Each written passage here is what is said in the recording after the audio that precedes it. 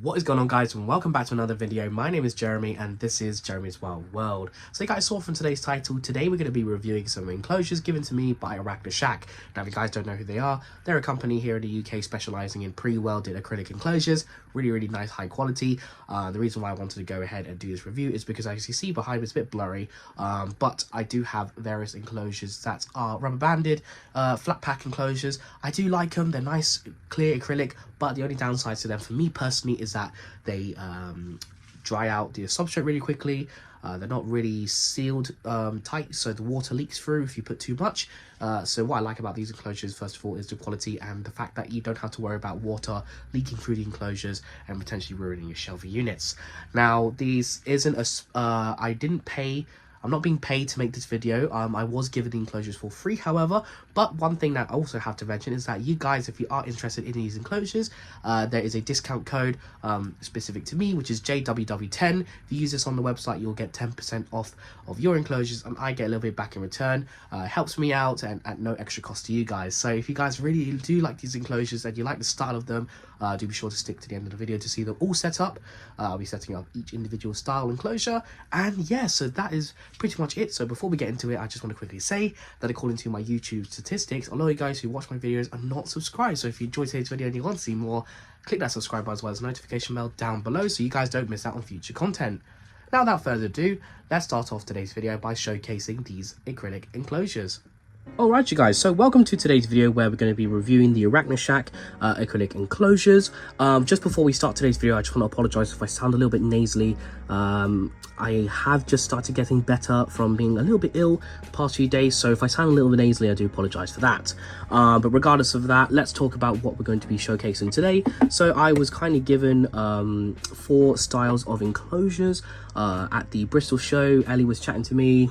We've been talking for a while now, actually wanting to showcase these enclosures and my thoughts on everything, and I think it's a really nice style of enclosure.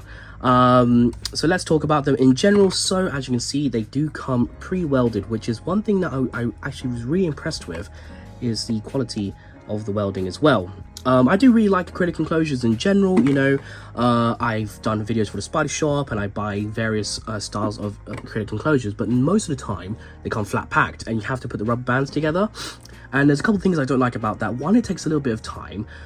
2, that they're not fully water sealed. So if you over saturate your substrate, you get leakage out the bottom of the enclosures. So that obviously damages your shelving if you've got wooden shelving, etc. The substrate dries out quickly. And yeah, so what I like about these enclosures is that they're pre-welded, and it's really nice as well. They've got pre-ventilated holes on the side. I'm sure you can customize it depending on what you want, but again, it's what I like. It's not too much, and you know, some acrylic enclosures are quite a lot of air vent holes, so the enclosures dry out quite quickly. They're also magnet topped as well. These little mini ones I quite like. These will be great for like arboreal fossorials. Again, pretty good magnets, you know, quite secure. You can open it on the top, or you can just pinch the sides and pull it off. This little cube is fantastic as well. Really nice. And yeah, I've got 2 style of arboreals. I've got this really nice bigger one. I believe she said this was 15 by 20. I can't remember off the top of my head. But yeah, so I'm going to be setting all of these enclosures off camera, and then I'll be showing you what I'm going to be housing in each one. But right off the bat, really impressed with the quality of these enclosures. Like, the acrylic is really nice. It's clear.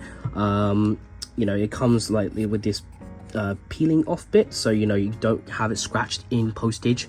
So this is what it will turn up like. Really nice. And yeah, so off the bat, really impressed with these enclosures just from them being here in person. So yeah, if you guys are interested, do be sure to check out ArachnoShack with these details here. Everything will be in the description as well. What will also be there, guys, is there's going to be a 10% discount for you guys to use if you wanted to buy these enclosures. That gets you 10% off and it also does help me out as well. I do get a small percentage of that 10% at no extra cost to you guys. So if you guys want to support the channel, this is one way to do so. So yeah, what I'm going to do is set up these enclosures off camera, and then I'll showcase each individual one, what I'm going to be rehousing them, what's going to be housed into them, and the reasons why I chose it. So yeah, let's start off with the mini. Alright you guys, so here is the mini ArachnoShack set up. As you can see right here, I've gone for an arboreal style, nice little simple setup with a piece of wood, some moss that I got from Unusual Pets, and then some sprinkled leaf litter in there as well. As I said, I really do like these little sling enclosures. I think this will come in handy for when you're starting off with like huntsman spider slings, from yours truly possibly. But yeah, so I set up this for one of my lovely captive bred Psamopius Aminia, and I thought this would be a good update to tell you guys how they've been doing.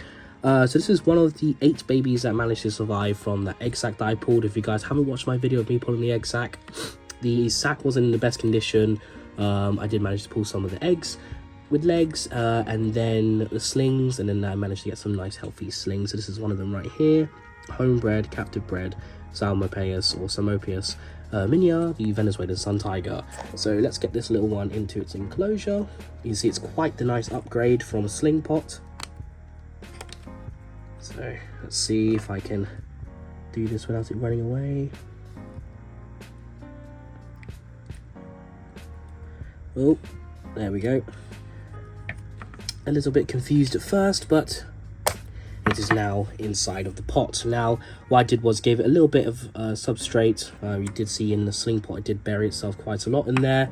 But what I'm hoping it will do is that will bring up the dirt behind this piece of cork bark, or not even cork bark, just natural bark. And yes, absolutely gorgeous spider. Really, really happy that it's been doing well. It's molted a couple times with me now. And yeah, so that is the mini setup. Let's get on to talking about the small arboreal setup that I've got. Alright, so here is the medium-sized arboreal enclosure. As you can see, I've gone once again for a nice simple setup. The reason why I go for these simple setups for these review videos is because I want you guys to be able to replicate what I do here as well. Once again, just on a bigger scale, like these mini, basically just a piece of bark, some moss, leaf litter, and my substrate mix, which is topsoil and peat moss, and a little bit of sand in there as well. Again, nice simple setup. You can do pretty much anything you want with these enclosures.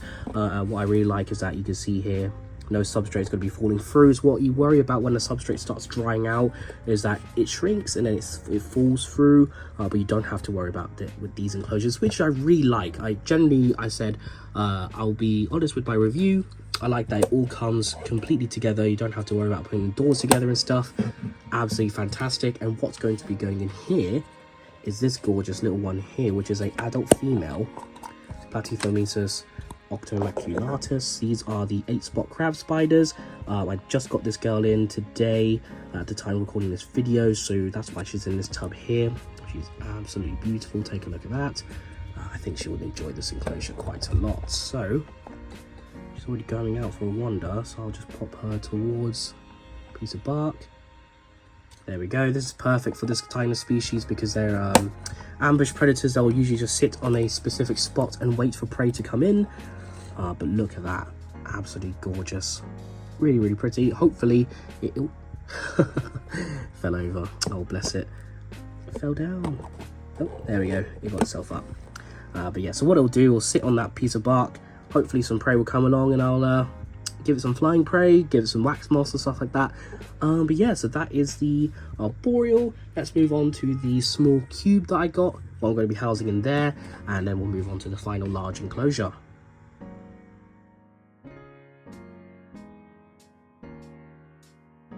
Alright, as you can see here guys, this is the small cube.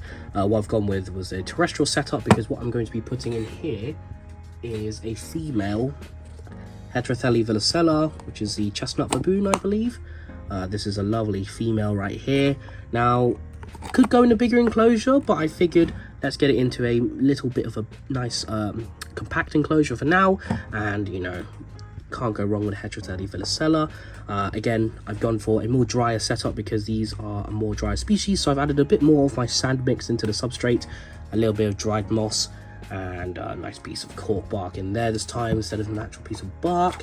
That's what I like about cork bark. And again, hinged lid, really, really nice, sturdy as well. Like, I'm putting a bit of pressure, that spider's not getting out of there. Oops. And, you know, once again, don't have to worry about oversaturating the substrate or undersaturating even, because it won't leak through. There's no leakage underneath.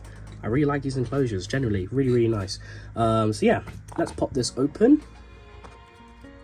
We'll rehouse this gorgeous female into here. There we go. Oh, right in the hole. Lovely. So yeah, these are a dwarf species of tarantula, so that's why I've gone ahead and put this larger female in here. What I'll probably do in the future is give her a bigger setup, but I thought I'd showcase this off for now. Really, really nice, and she has got plenty of space in here. She's probably going to web up this entire enclosure. And yeah, so that is the cube style enclosure. Let's move on to the final enclosure of today's video, which is the larger tank. Gone ahead and put a few plants in there. I'm going to be housing a really nice true spider in there. So yeah, let's move on to that. Alright you guys, so this is the last enclosure that I'm going to be featuring in today's video, the lovely large arboreal style enclosure. Now what I've done ahead is put some of the plants I've picked up at the Bristol show and the Arc show in here. So this is, I believe, the ficus I picked up at the Arc show, and this is this vine plant in here. I believe I said it was a fig or something like that, creeping fig, and then some moss at the back. And what I did was watered the plants, and you can see the substrate stay nice and damp, and I haven't had any leakage. I keep saying that throughout the video, but that's what I really don't like about the acrylic enclosures, is that when you put the bands together, not completely watertight, but these are, so you don't have to worry about that. I probably could have put some clay balls at the bottom. You guys can do that as well, and you have quite a lot of room for substrate, but because I'm putting a arboreal spider in here, I didn't put too much substrate, and I put a piece of cork bark in the back. So the spider that's going to be going into this enclosure is a stunning adult female Barolestis saristoi. These come from Indonesia. As you see, really nice bright white spider right there. Take a look at that. That is a gorgeous spider. I got a group of these in alongside my Platythermesis octomaculatus. So I'm going to just open the enclosure here, open the lid, and hope that the spider just walks out nicely into the enclosure. So that's now there. Let's just give the spider a little bit of an encouragement poke. There we go. There's the crickets going off in the background. And yeah, oh, don't bite the tongs please, there you go. That's a nice big enclosure for you. Oh. What I love about these spiders is that they mimic lichen. The little fluffs of hair on the legs mimic lichen. That's how they camouflage in the trees in the wild to hunt down any prey that stumbles across them. Oh, there we go. She's gone into the corner, so she's got plenty of space in here. Hopefully I'll be able to breed this species, my absolute favourite sporacid.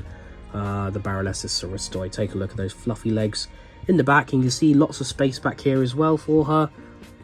And yeah, so that is pretty much all of the ArachnoShack enclosures set up. I hope you guys enjoyed seeing today's video, and what do you guys think of these enclosures? Do let me know down in the comments below.